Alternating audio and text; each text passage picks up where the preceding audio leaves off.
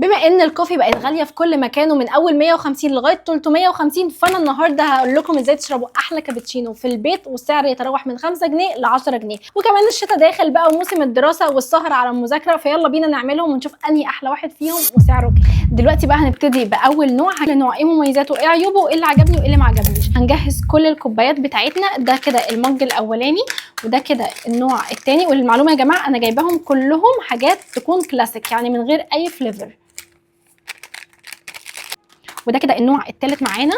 يا رب يا رب يا رب يعجبني، لان انا فعليا يا جماعه متحمسه لهم جدا وعايزه ابطل اشرب كوفي من بره. وده النوع الرابع والاخير معانا.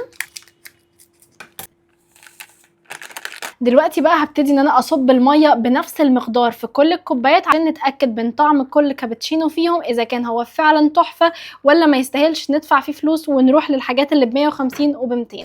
دلوقتي بقى انا متحمسه ومش عارفه اجرب وابدا بانهي واحد فيهم، فدي اختي بقى هتختار لي ابتدي بانهي رقم. قولي من 1 ل 4. 2 يبقى ده. يلا بقى برقم 2. بسم الله الرحمن الرحيم. مش هقول تقييم دلوقتي، هقول التقييم في الاخر. اختاري رقم تاني. 1 يعني هنا. مش هقول تقييمي دلوقتي، هقول تقييمي في الاخر. 4. مش هقول تقييمي دلوقتي، هقول تقييمي في الاخر. طبعا 3 اخر حاجه. مش هقول تقييمي خالص.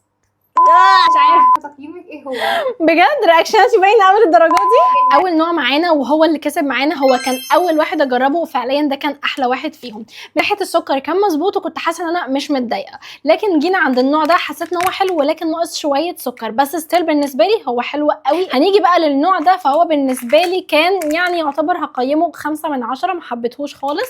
والنوع ده بقى ما حبيتهوش خالص خالص خالص. انا بشرب ميه بقهوه، مش حاسه انا بشرب كابتشينو خالص. اكتبوا لي بقى لو جربتوا حاجه منهم وعجبتكم ايه هو كان اكتر واحد، واكتبوا لي برده الفيديوهات اللي جايه تحبوا اجرب فليفر بالايه.